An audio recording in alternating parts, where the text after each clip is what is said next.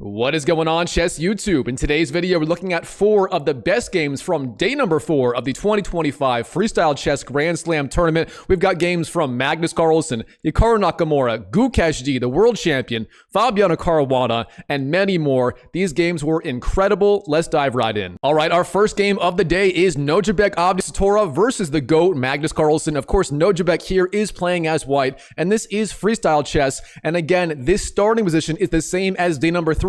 With those bishops on f1 and g1 and those pawns undefended on a2 and a7. That means one f4 or one f5 for black is a very enticing option, immediately attacking the vulnerable pawn on a7 and the rook on the b8 square. Will white go for that in the game? It turns out no, he will not. He opens one b3 instead. And this move here is more of a defensive move. I think Nojabek is trying to throw Magnus Carlsen off guard. Now, of course, one f5 is still possible, but that would not target the pawn on a2. This knight does block that diagonal. That is the idea here from black. Now, Magnus, how will he proceed? Well, it turns out the strongest moves here for black are one b6, also blocking off this diagonal, or simply f5, gaining space. But instead here, Magnus on move 1, he goes for the Ben-Feingold counterattack with the move f6, gaining space in the center, threatening e5. That pawn would be very well supported on the e5 square. Now here, white goes e4, gaining space himself. Black does go e5, and now white goes f3, mirroring black's choice. Now both sides have these competing pawn chains in the center of the board, and it will be a race to see who can get the d4 or d5 break in first.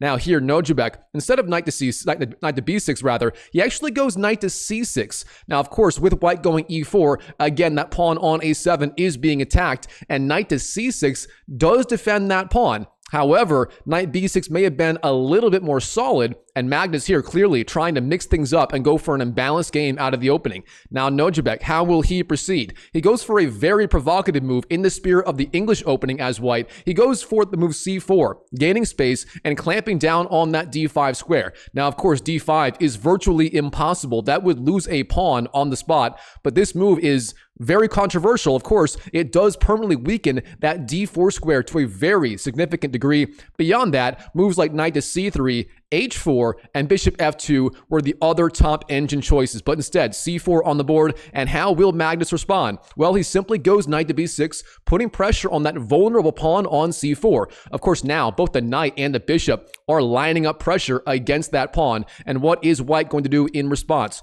Well, he simply goes d3, defending his pawn on c4 and the one on e4 for that matter. But now here, white has literally all of his central pawns on light squares, with his light squared bishop trapped on the f1 square. Gotham Chess himself would not approve of this strategy. He only likes these light square strategies with the bishop outside the pawn chain somewhere. Now here, how is black going to respond? Magnus, as usual, shows his flair. He goes for a very combative idea, knight to a4, jumping down with the knight and potentially putting a little bit of pressure on that pawn on b2. And beyond that, this knight is eyeing the c5 square. But I think the real idea behind this move, with white going d3, of course, now the bishop is just completely blocked on this diagonal, hitting that pawn on d3, biting on granite, and that means black has the opportunity to go for a fast b5 break. And I think that really is the key idea. That would activate the rook on the b8 square. And of course, again, with that pawn on d3, this bishop is just biting on granite, making b5 not only possible, but actually a very attractive idea. Now here, Nojabek, he sees this and he strikes in the center immediately before black can go b5. He actually goes d4. Now, what is the idea behind this? You're going d3, then d4. Well, with this move d4 included, the knight on a4 looks a little bit silly. And now b5 is very hard to achieve, as if you go b5, white takes back, and that pawn is supported by the key bishop on the f1 square. So Nojabek showing a lot of adaptability so far in this game. All right, black here, he takes on d4, e takes d4, that is the right response. White, of course, recaptures with the knight. You definitely don't want to recapture with the bishop. That would give up the bishop pair very early in the game. You simply don't want to do that. So instead, knight takes d4, chosen, recapturing with the knight, very classical chess principles. And here, black has, surprisingly, a lot of different options. The move played in the game was queen to e5, centralizing the queen and putting a lot of pressure on that knight on d4, but beyond that, you could go bishop c5, bishop b4, or my favorite move on the board as black, h5, the alpha 0 advance. Instead, queen to e5 chosen in the game, and now here, if white wastes a move like, I don't know, h4 or something, then obviously knight takes d4 would win that central knight on the spot. Therefore, white will have to defend it somehow. In the game, he finds the strongest response, knight c2. You see this kind of retreat a lot in these Maroczy bind structures, and despite being freestyle chess, I assume you can still call this a Maroczy bind with those pawns on c4, e4, f3, and so on. So knight c2 retreats the knight, gets it out of harm's way, and that queen on e5 may be vulnerable later. But before white can capitalize on that, black plays a very precise move here, a5, gaining space on the queen side. That a pawn is now controlling b4, stopping b4 ideas from white, and Magnus here, you know, despite being freestyle chess, he clearly knows what he is doing so far in this game. All right, here, the strongest move is simply b3. You are ready for that as white. You get rid of the attack on that b2 pawn, and you drive back that knight on the a4 square. So overall, b3 would be the best way to go. Instead, in the game, queen d2 chosen by Nojabek. And what's the problem with this move? Well, Magnus finds it immediately. He just goes f5, gaining space, putting pressure on the pawn on e4, threatening f takes e4, and what is white going to do in return? The strongest way to continue is e takes f5, but then after, say, queen takes f5, black is doing excellent. His bishops are coming to life. His queen's very active. His king's safe. I mean, what more could you ask for as black out of the opening? Instead here, white goes f4, a controversial move, pushing back that queen on e5, but in the process, giving up the pawn on e4. Keep in mind, that pawn on f3 was the only thing defending the pawn on e4, but once you go f4, you give up the defense of that pawn permanently. Black just takes on e4, queen takes e4 is the move, and now black is officially up a single pawn, that being the pawn on the d file, and now if black can consolidate, he's just going to be up a free pawn. All right, Nojabek, the onus is on him to fight back. He goes bishop d3, a logical move, putting pressure on the queen and the pawn on f5 behind the queen. Black must move the queen while maintaining the defense of that pawn. So, in the game, queen to e6 is chosen, a logical square, defending f5, putting pressure on c4, and getting the queen out of the attack. Now here, how is white going to continue? In the game, he goes knight d to e3. This looks logical to me. The knight on e3 attacks f5, supports c4, and so on, but the computer does say this move was a little bit imprecise. Instead, moves like b3, a3, and knight to c3 were a little bit more accurate. Instead, knight d to e3, the seemingly logical move, but a little bit inaccurate. And here, black goes knight to c5, getting his knight back into the game. And here, white, he capitalizes on the slight mistake of black. Of course, with that knight on e3, white is threatening the pawn on f5 with the knight or the bishop. Therefore, black's best move here is just g6, defending that pawn on f5 immediately. Instead, knight c5 chosen in the game, retreating the knight and putting pressure on the bishop. But did Magnus forget his pawn on f5 is simply hanging here? I think he might have, because white just takes the pawn. Bishop takes f5, puts pressure on that queen on e6, and what is black going to do? He goes queen to f6, stepping out of the attack, a decent square, but now, of course, material is even. All right, here, according to the engine, the strongest move is castling queenside for white. Instead, in the game, bishop f2 chosen, getting the bishop off the back rank and controlling potentially the h4 square, which looks logical enough, but overall, it's a little bit slow. Here, black simply goes bishop e6, Magnus getting his bishop into the game. Good stuff. Now, bishop d3 from Nojabek, retreating the bishop, but putting it in the line of fire of that knight on c5. The knight now can simply take the bishop if Magnus wants it, but instead of doing that, he just takes the free pawn on f4. Queen takes f4. Magnus is once again up a free pawn, that being the pawn on d7, and this time it looks like he will be maintaining that one pawn lead deep into the game. Now we have bishop g3 driving back that queen on the f4 square, then queen to f7, the queen retreats, then we have castles and castles in the game, both sides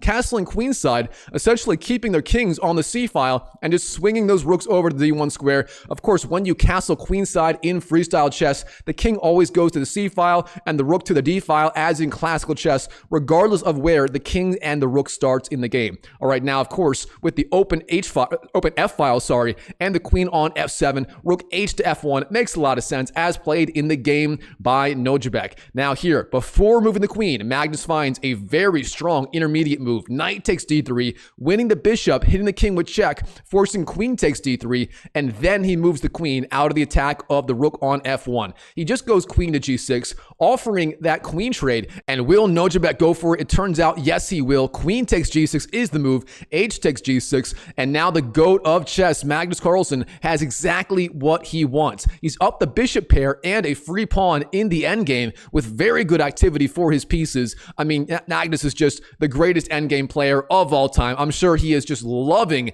this position right here. Let's see if he can indeed outplay Nojibek Abdusattorov, the very talented junior player, from this position. White continues knight d5, jumping up with the knight. Then black goes d6. Of course, white was targeting that weak pawn on c7 with the bishop or the knight. Therefore, d6 does defend that pawn on c7. Nicely done by the GOAT of chess. Now, Nojibek, rook d to e1, pressuring the bishop on the e6 square. A good move. Black goes knight to e5, blocking the e-file. And of course, now white has the option of trading on e5, potentially winning a pawn temporarily. Of course, if white does that, then the pawn on the a2 square would fall, as you do trade the bishop on g3 in the process. And interestingly here, Nojibek, he does go for it. This surprised me quite a bit. He goes bishop takes e5, and the reason I don't like this is as more and more pieces come off the board, black's bishop pair and single pawn advantage will be more and more important. But regardless, he goes for it. Bishop takes e5 for Nojibek, and then black here, instead of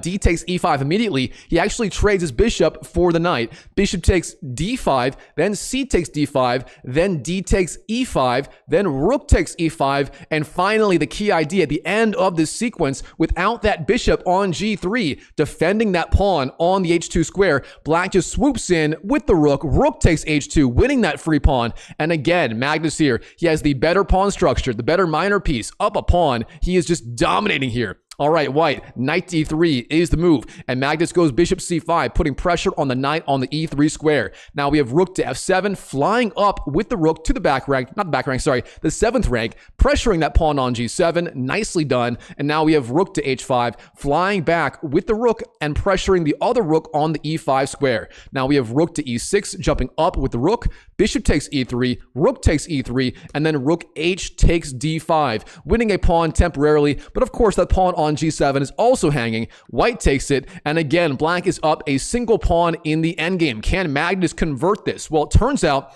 when you have two rooks in the endgame, that is often better than just one pair of rooks when you have the material advantage. As when there's just one pair of rooks left, it's often very hard to convert a material advantage. With that in mind here, rook to g5, keeping all the rooks on the board and pressuring g2 while also defending g6 may be the strongest way to continue. Instead, Magnus here, rook c5, going for the potential rook trade after, say, rook to c3, as done by Nojibek. And of course, now, if you move the rook, you hang the pawn on c7. For example, if you go, I don't know, rook to g5, then bang, the pawn on c7 falls, and white gets a massive advantage. So you can't do that. Here, rook takes c3 is virtually forced. We have rook takes c3, then b takes c3, and then rook d6, moving up with the rook, defending g6, and now, of course, you are up a single pawn, and you have the better pawn structure. You have 2 pawn islands versus the 3 pawn islands of white. That does give Magnus a small advantage here,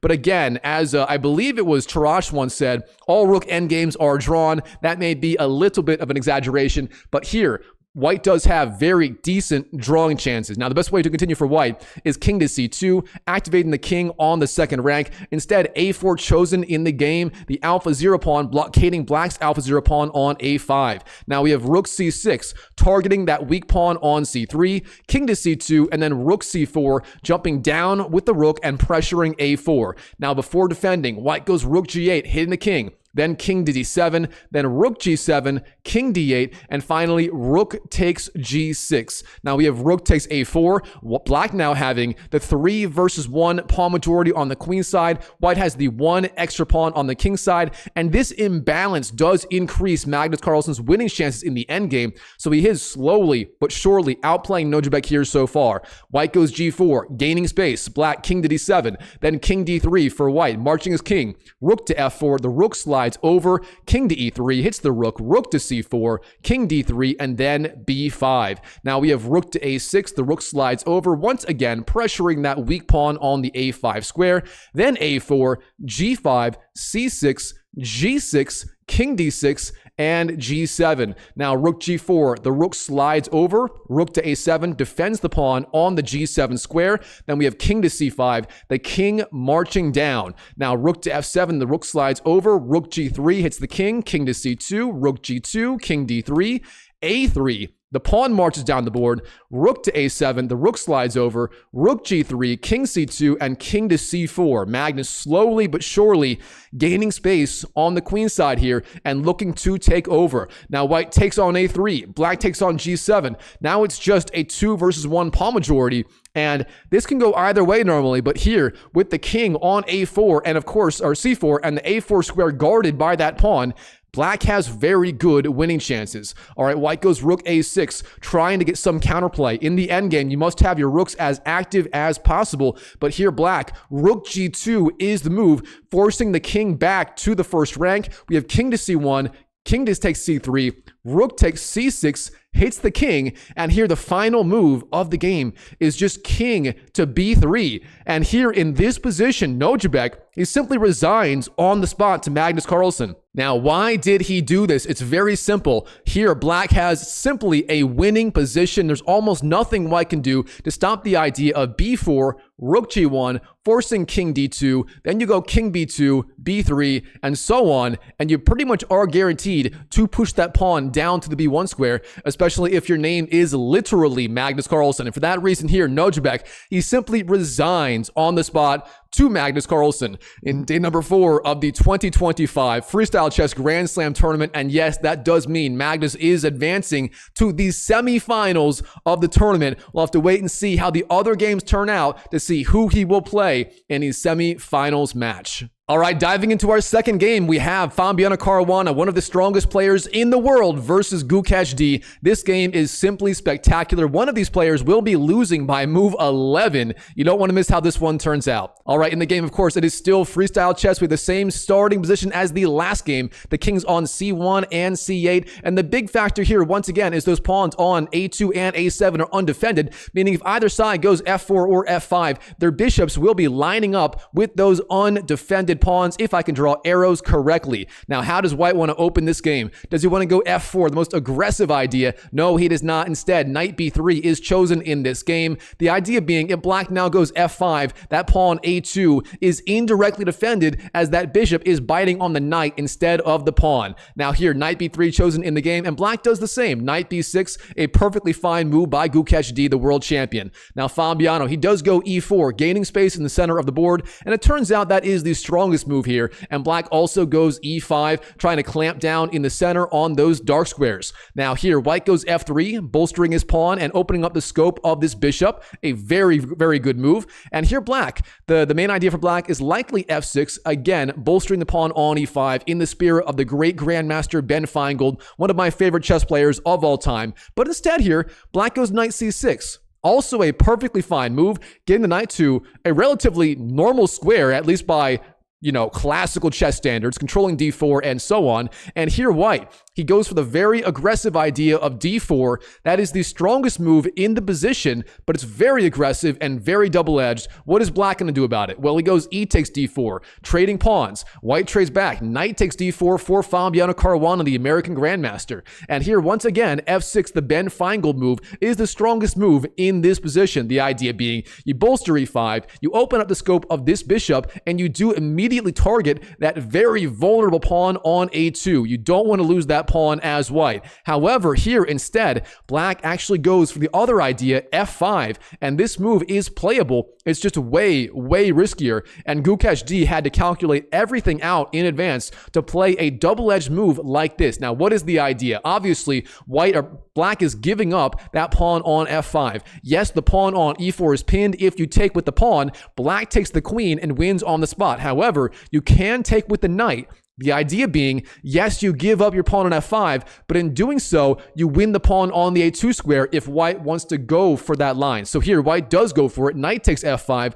Obviously, sooner or later, black is going to win back that pawn on a2. Now here, before doing that move, he actually goes g6, driving back that knight on f5, a perfectly fine move. Of course, white goes knight d4, retreating his knight. So far, so good by both players. And here it turns out, It is absolutely critical that you do not take the pawn on a2. If you do that, you will run into massive difficulties on the a file after simply bishop takes, then rook to a1, getting the rook onto the semi-open a file and pressuring a7. Instead of that, bishop g7 is absolutely mandatory, putting pressure on the knight on d4 and activating your bishop on this long diagonal. You can always think about going, say, queen to e5 next, threatening, a very deadly check on b2 later in the game, and so on. Instead, here, Gukesh, I think he miscalculates or misevaluates the resulting position. He actually goes for it with the move bishop takes a2. Now, the problem with this move, again, white simply goes rook a1. That is forced. Black retreats the bishop, but now white has complete domination of this open a file. And of course, the only piece defending a7 is that knight on c6. And here, white is in just the perfect position to trade that knight on c6 and kickstart a deadly attack. And that is what he does. So, knight takes c6 chosen in the game. Black takes back with the d pawn. D takes c6. And now here, white, rook takes a7, immediately winning that pawn on the a7 square. Now here, white has obviously complete control of the a file. He can go queen to a5 in the near future if he wants to. And white is just dominating. What is black going to do? Well, here, of course, he simply has to get his queen off the back rank. It is just not doing anything right now on e8. With that in mind, the best moves include queen to e7 and especially queen d7. Queen d7 is the strongest way forward. Instead, queen e7 chosen in the game. And now, of course, black is one step closer to castling on the king side, if you still want to call that the king side. That would get the king to safety. That may be very important later in the game, and that is one of the ideas of queen to e7. But here, white simply continues queen to a5, putting immediate pressure on that knight on b6. Now, of course, white is threatening bishop takes, c takes, then queen takes, winning a free pawn, if I can draw arrows correctly, and of course putting more pressure on these weak squares in the black camp. All right, now here black continues. Bishop h6, putting pressure on the king, a fine move. Bishop g7 was also playable, but bishop h6 also very good. Now the king has to move or you must block the attack.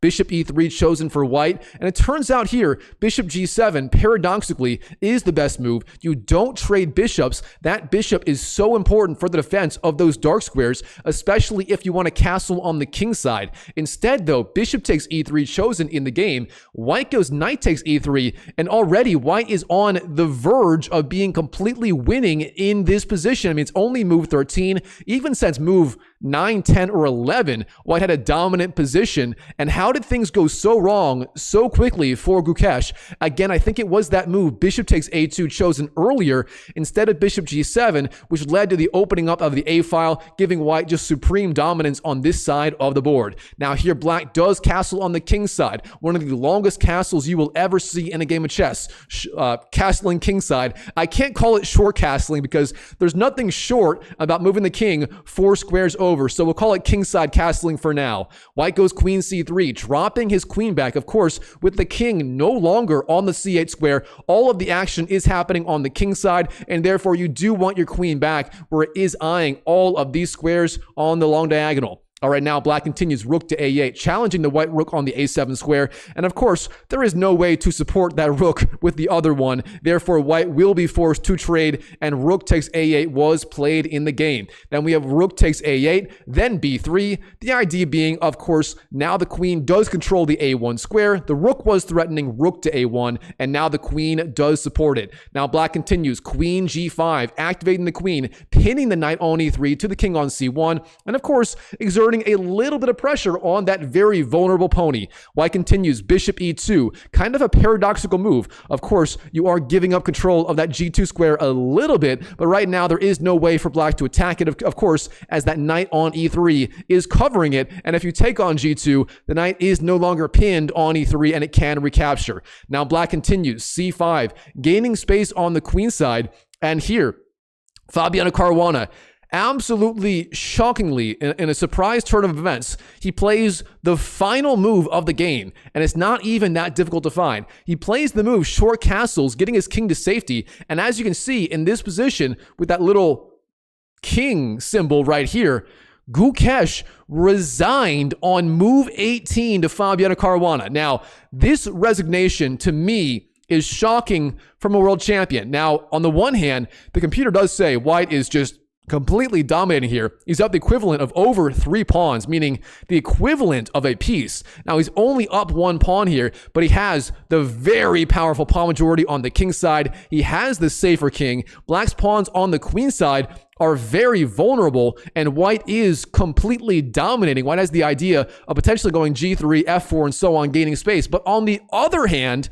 I still think this was premature. I mean, black here, like, he can defend for a while. There's no easy way to break through for white. There's no easy way to gain space. If you go g3 and f4, of course, you do weaken those light squares, and black maybe can get some sort of counterplay, maybe with h5, h4, and so on. So, to be honest, I kind of think this was a premature resignation by the defending world champion. But what do you guys think? Do you think this was a premature resignation? Comment down below and let me know your thoughts on this game. I mean, to me, this was just a little bit too soon by Gukesh. I am a big fan of him, but I don't agree with this move at all on his part, giving up this early on move 18. But overall, very impressive game by Fabiano Caruana and Gukesh D in day number 4 of the 2025 Freestyle Chess Grand Slam Tournament. And, you know, if you're watching the long video, we'll dive right into the next game right now.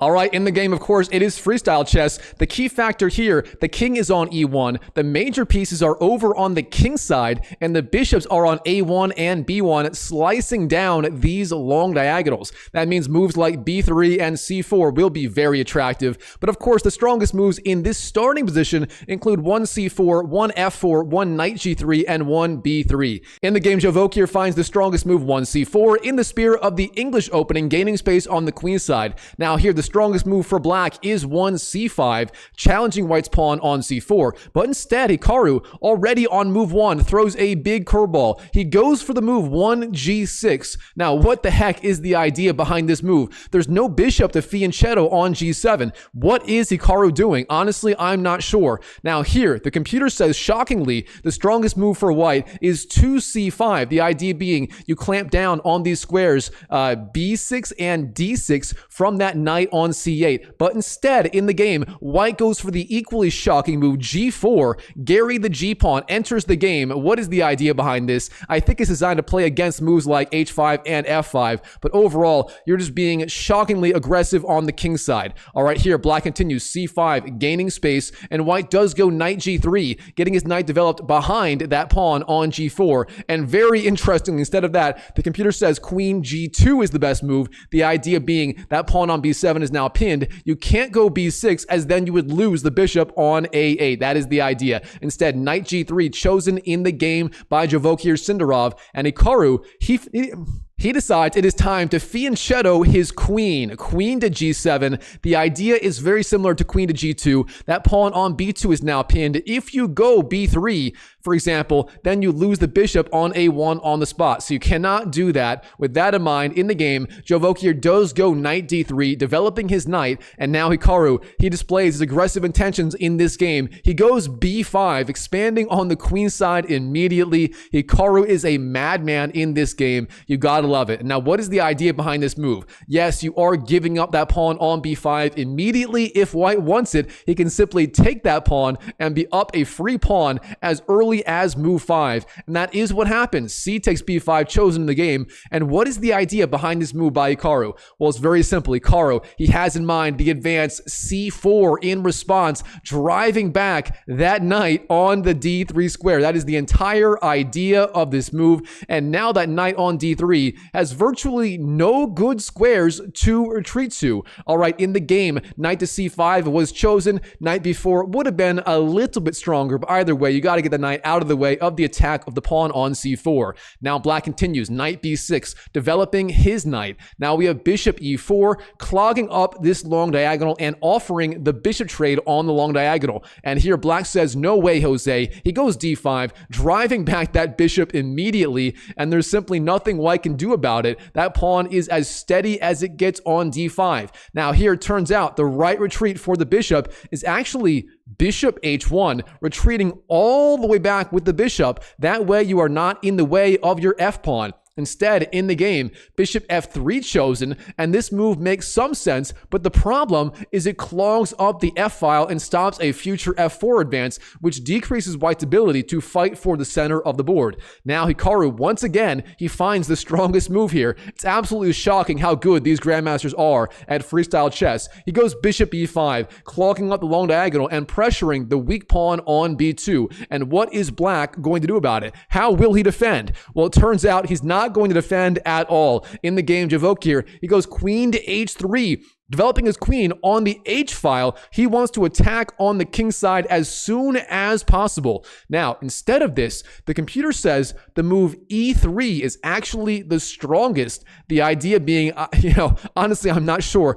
Perhaps you're freeing up e2 for the bishop, the queen, or the king, and maybe you want to go d4 and so on. Maybe that move makes some sense, but overall, queen h3 to me actually does look pretty logical despite not being favored by the engine. Now, here Hikaru, of course, he has the option of just going for it with the move bishop takes b2, but instead he decides it is time to castle on the king side, castle short. Short castles is the move. Now here, white, instead of castling, he goes king to f1, and this was not a mistake. Here he says his rook on g1 is perfectly placed, being behind that pawn on g4. Here, white wants to attack on the king side, therefore king to f1 is an artificial castling move, sliding his king over. But I do want to say, in this position, once again, the computer says e3 is the right continuation. Instead, king to f1 chosen in the game. And now here, black goes queen to f6, getting his queen off that g7 square, unfianchettoing that queen for now. And what is the idea behind queen to f6?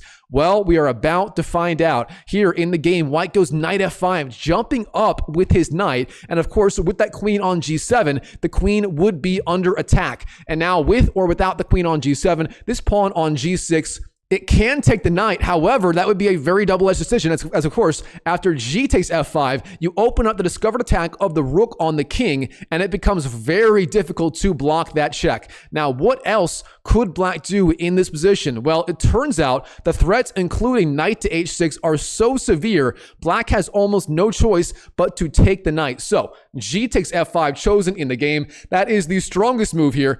White, of course, takes back the pawn with check, opening up the attack of the rook on g1 against the king on the g8 square. Now, black, the only way to survive here is to block the attack with the knight, knight g6. If you don't do that, you have to give up your queen or perhaps your bishop to defend against the check, but that is not recommended at all. Instead, knight g6, returning the piece immediately, is the only way forward. Now, here, white takes on g6. F takes g6 is the move. Black takes back, and then we have d4, gaining space in the center of the board, driving back that bishop. And yes, you can take the pawn en passant, even in freestyle chess, but that would not be very strong. White could take back with the knight, hitting the bishop, defending the pawn on b2, and so on, and white would have an excellent game. Instead here, black simply takes the seemingly free pawn, bishop takes d4 chosen in the game, and it also attacks the knight on c5. And now where is the knight going to go? I mean, almost every square here is being covered by the black pieces. The only good square,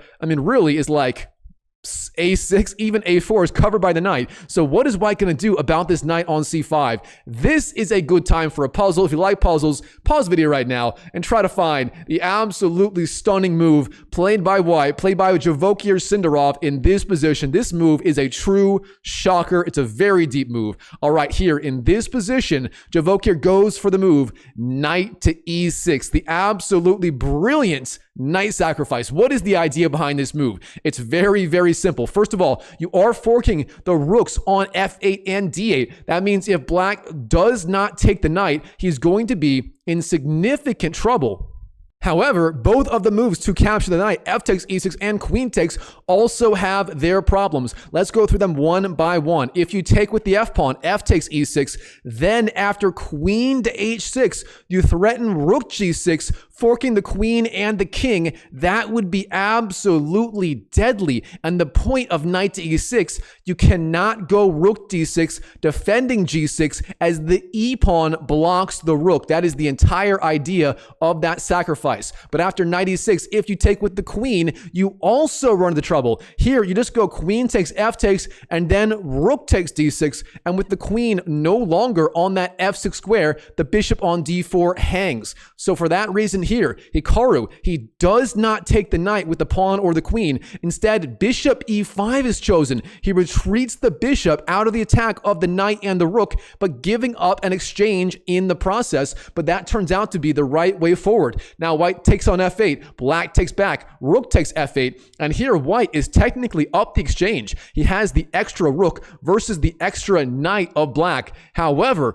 black has those very strong pawns in the center of the board, and that does give him enough compensation in this position. All right, white continues, queen to h6, flying up with the queen, a very aggressive move. Black goes bishop f4, putting pressure on the queen on h6 in return. Now we have queen to h5 for white, sort of a cheeky idea. Of course, the pawn on g6 is still pinned to the king on the g8 square. You cannot take it. Black goes king g7. The king is still under the pin. However, you are setting up rook to h8 ideas, hitting the queen on h5, and that would be very good for black. Now here, white goes b3, another cheeky idea by the first player. The point being, now the queen is pinned to the king on the long diagonal, and if you don't react immediately, you will lose the queen. Of course, black has some ideas, including d4 and e5, to try and keep that queen alive. But what's it going to be? Well, he doesn't do either of those moves. Instead, c3 is the move. The point being, now black has a very strong pass pawn on the queen side on that c file. It's going to be very hard to stop that pawn.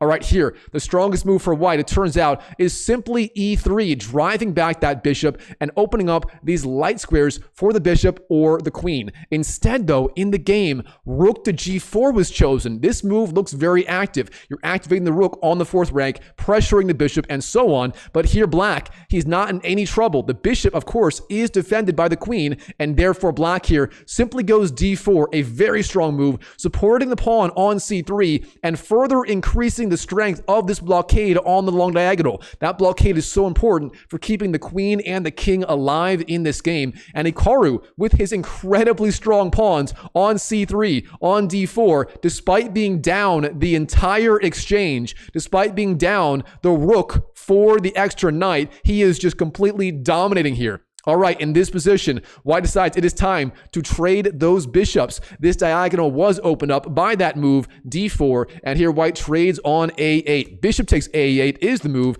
then rook takes a8, and then we have queen to h4, sliding back with the queen and pressuring the queen on the f6 square. Now here, the simplest solution for white, or for black, sorry, for Hikaru, is just queen takes h4, trading queens immediately and entering into a winning endgame. Instead, Hikaru goes for the slightly more complicated option, c2, the intermediate move, putting immediate pressure on the rook on d1. Now, of course, white has the option of trading on f6, but if you do that, then the rook on d1 is under attack, and black controls the queening square, meaning d1 defending will not work in the future. No matter what white does, he is in trouble. Here, white goes rook to e1, perhaps the only good retreat square for that rook. Everywhere else besides d3, it would get knocked off, and on d3, you do nothing to stop c1, promoting to a queen. Now here, Hikaru, he does trade queens. Queen takes, rook takes. Then we have c1, promoting to a queen. Of course, white has no choice but to give up the rook for the queen. So rook takes c1, then bishop takes c1, and here the strongest move for white is bishop takes d4, hitting the king with check, with tempo, activating your bishop, but instead rook takes d4 chosen in the game, setting up all kinds of nasty discovered attacks. For example, rook d1, hitting the king with check with the bishop, and then picking up the bishop on c1 is a very real threat. With that in mind, Hikaru, bishop g5 is the move, getting the bishop out of attack, and now white here has no good discovered attacks. If you go rook d8, that looks scary, but of course the rook on a8 is being defended by the knight, and therefore Hikaru has nothing to worry about. And here in this position, let's do inventory real fast. In this position, Hikaru, he still has the extra knight. However, white only has 2 pawns in return, and that means Hikaru is up a piece for 2 pawns. That is a massive advantage in this kind of endgame where the pawns are not a threat yet. yet. All right, here, rook d6 is the move. We have the discovered attack on the king on g7. The king's got to move, or we got to block the check somehow, some way. In the game, king to f8 was chosen, retreating the king back to the back rank. Then we have rook c6, sliding the rook over, bishop f4, a4, gaining space, bishop takes h2, then a5, further driving back that knight. Here, Javokir Sindarov knows the only chance you have is to advance those queenside pawns as quickly as you can. That is your only chance at playing while being down an entire piece. But of course, Hikaru, he is a very good endgame player. He has everything under control. He goes knight d5, centralizing his knight. Then we have bishop d4, jumping up with the bishop. Then rook b8, putting pressure on the pawn on b5. How is White going to respond? Well, he gobbles up the free pawn on a7, bishop takes a7, hitting the rook with tempo, but of course, giving up that pawn on b5 in the process. Now we have a6, advancing the pawn on the queen side, and here Black makes a critical mistake. The best way to fight for the win is knight to c7, retreating the knight. It is defended by the bishop on h2, and of course, it puts pressure on that pawn on a6. Instead, in the game, rook to a5 chosen, and one of the weaknesses of this move, it does release the pressure on that pawn on b3. Here, White goes bishop d4, a very precise move, freeing the way to advance the pawn to a7, potentially to a8. And here, Hikaru makes a devastating mistake. He goes for the move e5. Now, what is the problem with this move? It's very, very simple. White's going to go bishop c5, gaining a tempo on the king, and he's actually going to have winning chances here. So instead of this move, in this position, king to e8 immediately is the right move. Then you go e5 later when White cannot go bishop c5 with a gain of tempo on the king. Instead, e5 played immediately, and this move leads to massive problems for Hikaru. White goes bishop c5, hitting the king. Black goes king e8, and now a7, the pawn on the queen side. It has become a major asset. It's threatening to promote. White is threatening rook c8, and then a8, promoting to a queen, winning the rook after rook takes. And what can Hikaru do to slow down the attack? It turns out nothing good. Here, Black goes e4, and in this position, Hikaru, after playing e4, he immediately resigns on the spot to Javokir Sindarov. Here's why. White is just going to go rook c8, and if king d7, a8, forcing rook takes, and then White is up the exchange in the endgame for zero compensation for Black. And Hikaru must resign after his mistake. Even if you go king d7 here, trying to guard c8, then you just go rook to d6. And after the king moves anywhere, you take the knight. And once again, you are up massive material. You have these pawns on the queen side. You are just completely winning. And for that reason, Hikaru, no matter what he does, he is lost. And therefore here, he resigned on the spot to the tremendous player, Javokir Sindarov. This guy came out of nowhere in this tournament. Wow, very impressive game. Comment down below what you thought of this game so far. Smash that like button, show me some love, and we'll dive right into the next game here. All right, Chess YouTube, that is it for this video. I continued going in my main video covering all of the best games from day 4 of this tournament. But in this video, we're just covering that one game. If you want to see the entire video where I cover all 4 games, all 4 of the best games from the 2025 Freestyle Chess Grand Slam Tournament day number 4. Check out this video right here. I cover all the best games from day number 4 of this tournament. So check that video out, and I'll see you in the next video. All right, diving into our final game of today, we have Vincent Keymer, the German Grandmaster, versus Alireza Firouzja.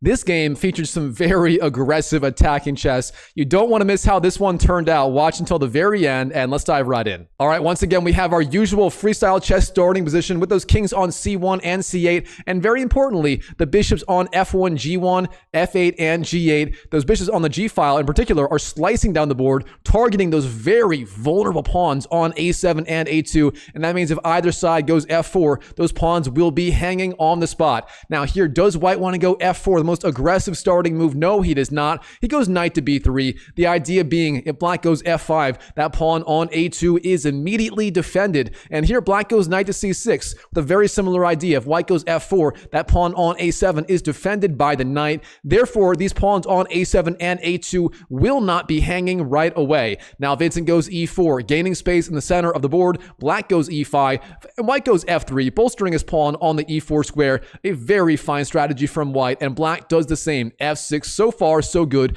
And we've seen both white and black in a number of games today go for similar strategies just like this. Now white goes knight c3, developing his knight to the best possible square. Black does the same, knight b6, and now so far, up till move 4, we have a perfectly symmetrical game. Both sides bringing out their knights, going e4, e5, and then f6. And here finally, white does break the symmetry and castles on the queen side by moving his king literally nowhere and swinging his rook over to the d1 square. So castle's queen side is the move, and here black is recommended to castle on the king side as well, sliding over his rook. But instead, in this game, here Alireza Firouzja, he mixes things up and goes for the very provocative move, bishop b4. What is the idea behind this move? Well, it might be trying to discourage the idea of d4, as then that knight on c3 would be pinned to the queen and so on. However, overall, this move, bishop b4, is not exactly that good. White can simply go a3 here, putting the question to the bishop, where do you want to go?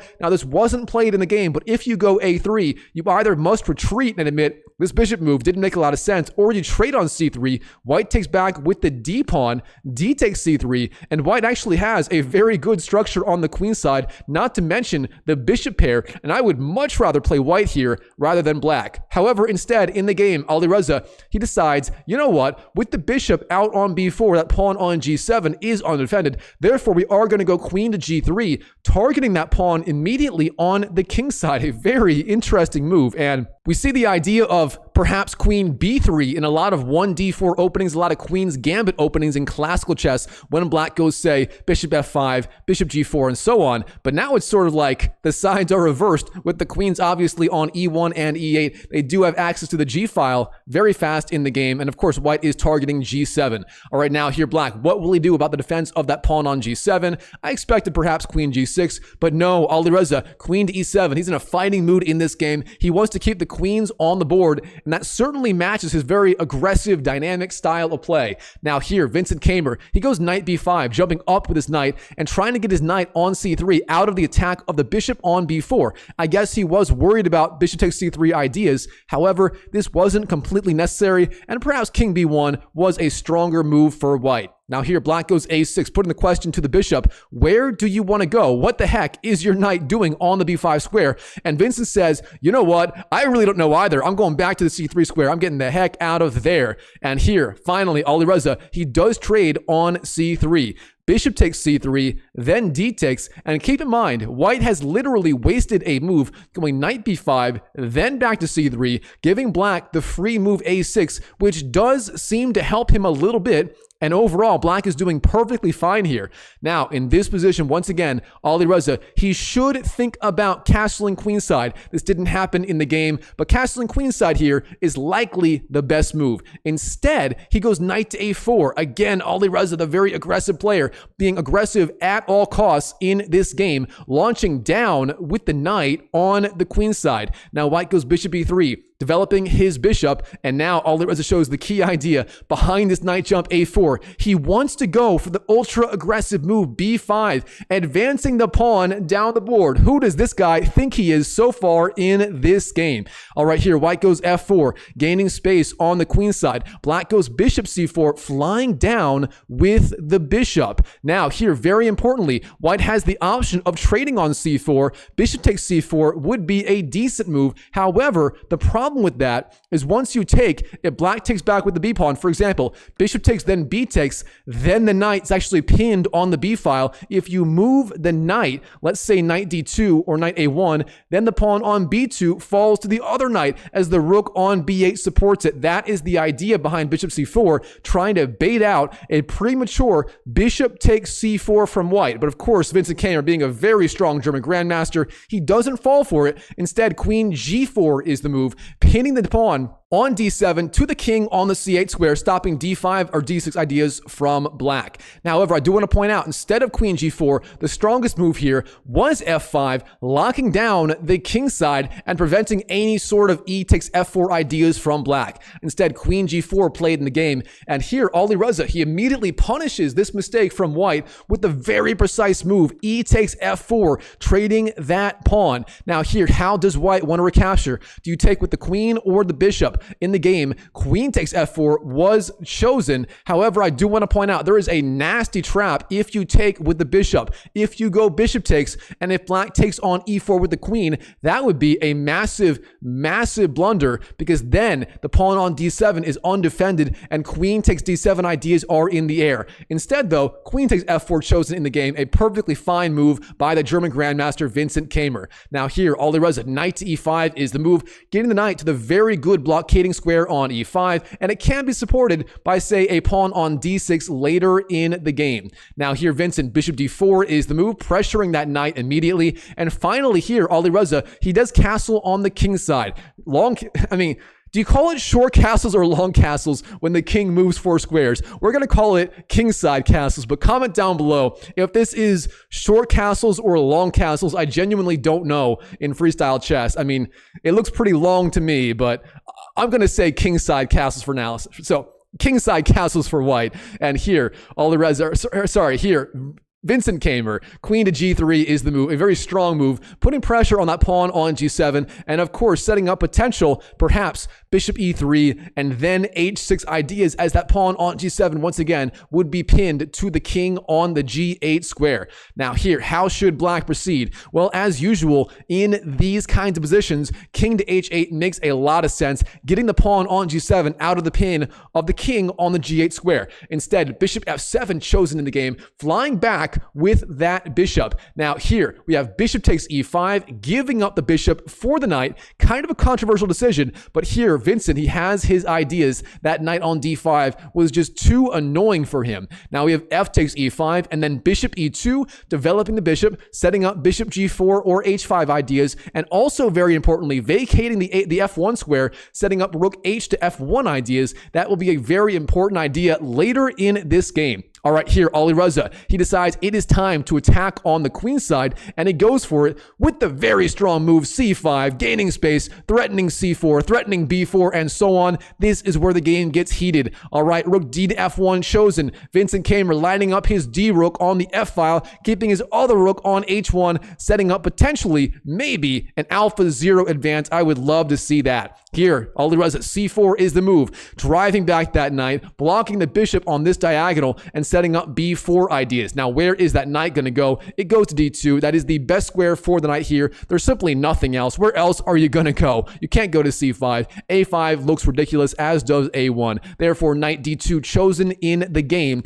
And here, rook f to c8 is the strongest way forward for black, over defending that pawn on c4 with the rook and the bishop, therefore freeing up that b pawn to advance to the b4 square. Instead, queen c5 chosen in the game. It has a very similar idea. You over defend c4, setting up b4 ideas, but again, rook f c8 was a little bit stronger, and one of the reasons is that queen on e7 did a very good job controlling the 7th rank and the king side. Now here, white goes rook f5, flying up with the rook and pressuring that pawn on e5. Rook takes f5 is now a very serious threat, but Alireza, he does not waste any time trying to defend. Oh no, he counterattacks with the move b4. He is getting his attack going on the queen side. Now here, turns out white should ignore the threat on c3 and just take on d5. That is the right way forward. And I do want to point out real fast, the strongest computer line here for both sides is rook takes d5, then d5 for black, and then the absolutely insane knight takes c4 for white. You can investigate that one on your own. Instead, in the game,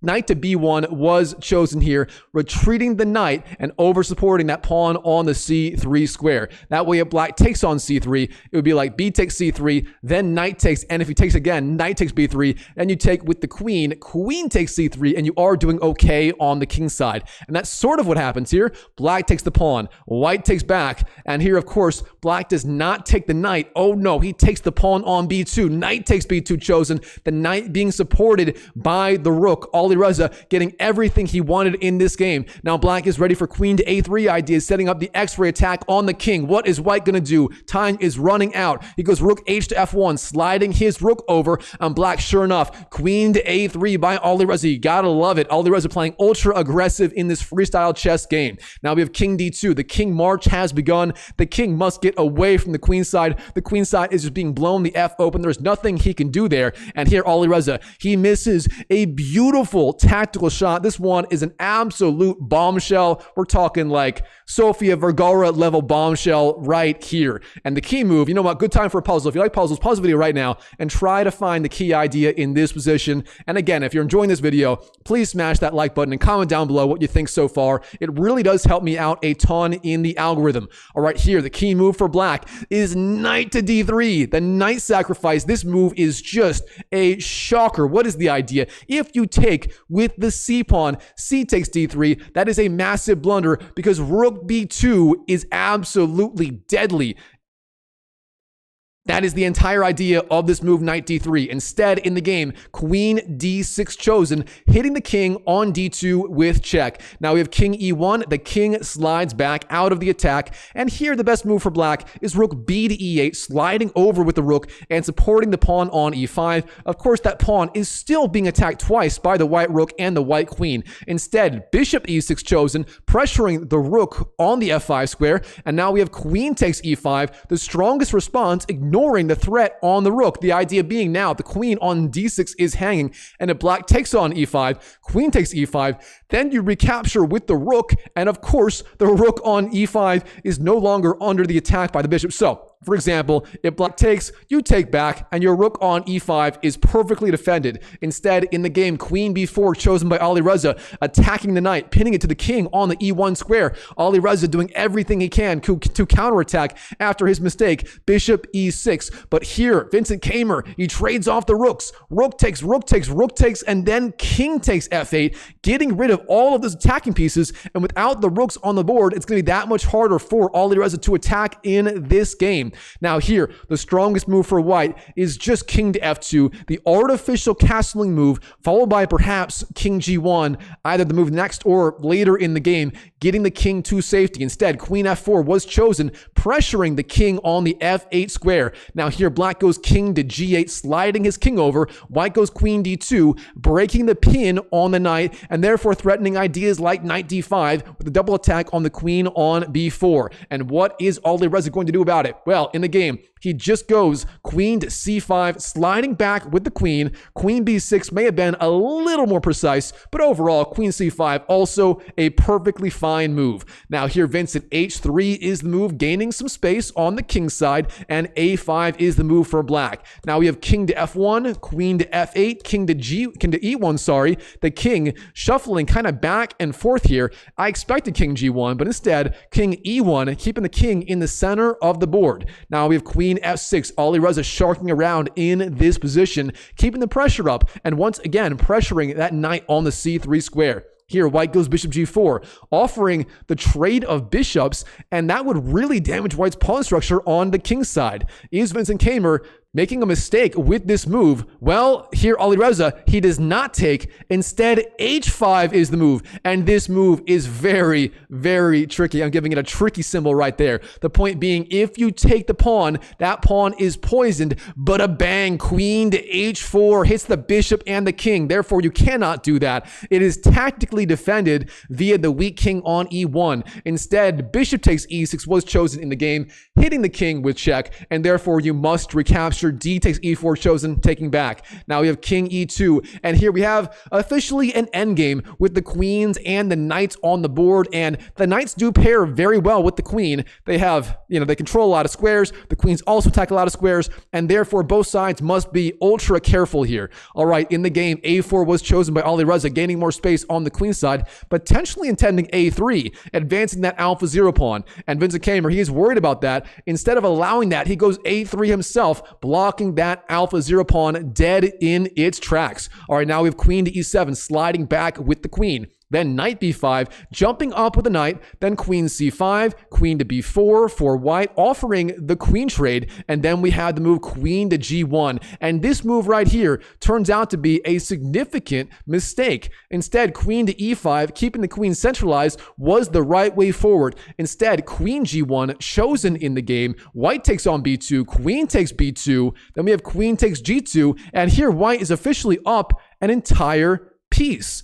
Alireza Firouzja giving up the knight for almost no reason. All right, the king is under check. King d1 chosen. Then queen takes h3. Alireza getting 2 pawns for that knight, but it is not enough. The knight should be stronger than those 2 pawns. Queen to e5 chosen, centralizing the queen. Then queen g4 hits the king. King d2, h4. The march of the alpha 0 h pawn has begun. Knight d4, centralizing the knight. Then h3, king to c3, and queen and king to f7 played in the game. Now here, king b4, the king march continues. Queen g6, knight f3, guarding the h2 square. That square is completely blockaded. White has everything under control here. Now queen to h6, can Alireza hang on? Queen g3 is the move. Then king g8, king takes a4, white winning back one of those missing pawns. He now has the entire knight for just the 1 extra pawn on black. Now we have queen c1, the queen flies down, queen b8 hits the king, king h7, queen h2, king g8, and here, shockingly, Vincent Keymer, he goes for a draw. He doesn't have to do that. He goes queen b8, king h7, queen h2, king g8, and here again, queen b8, and both sides agree to a draw by 3-fold repetition.